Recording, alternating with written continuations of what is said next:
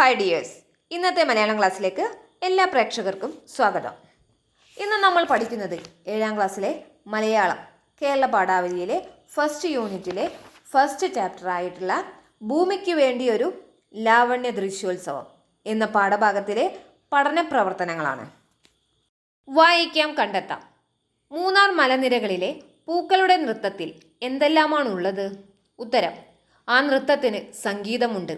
ആയിരം വണ്ടുകളുടെയും തേനീച്ചകളുടെയും മന്ത്രസ്ഥായിയിലുള്ള മൂളൽ, ആയിരം തുമ്പികളുടെയും ചിത്രശലഭങ്ങളുടെയും ചെറുകിളികളുടെയും ചിറകിളക്കങ്ങളുടെ താളമുണ്ട്.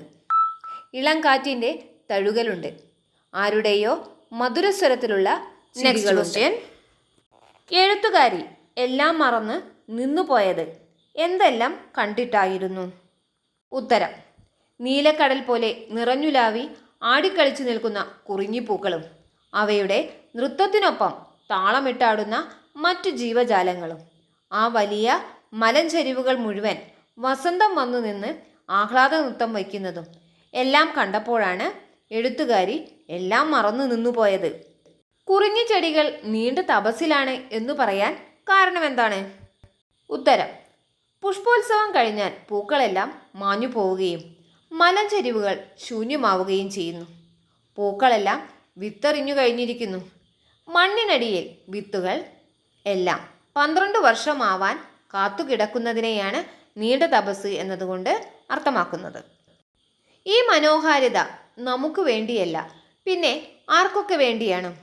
ഉത്തരം: പ്രകൃതിയെ പൂജിക്കുന്നവർക്ക് വേണ്ടിയാണ് ഈ മനോഹാരിത. തേനീച്ചകൾക്ക് വേണ്ടി, ശലഭങ്ങൾക്കും വണ്ടുകൾക്കും തുമ്പികൾക്കും, കണ്ണിൽ കാണാനാവാത്ത കോടിക്കണക്കിന് പ്രാണികൾക്കും വേണ്ടി, ഭൂമി എന്ന അമ്മയ്ക്ക് വേണ്ടിയും കൂടിയാണ് ഈ ലാവണ്യ ദൃശ്യോത്സവം. ബാക്കി പ്രവർത്തനങ്ങളുമായി നമുക്ക് അടുത്ത ക്ലാസ്സിൽ കാണാം. ഈ ക്ലാസ്സിനെ കുറിച്ചുള്ള നിങ്ങളുടെ വിലയേറിയ അഭിപ്രായങ്ങളും നിർദ്ദേശങ്ങളും എല്ലാം എന്നെ അറിയിക്കുക. വീഡിയോ ഇഷ്ടപ്പെട്ടെങ്കിൽ ലൈക്ക് ചെയ്യാനും ഷെയർ ചെയ്യാനും സബ്സ്ക്രൈബ് ചെയ്യാനും മറക്കരുത്. Okay, thank you.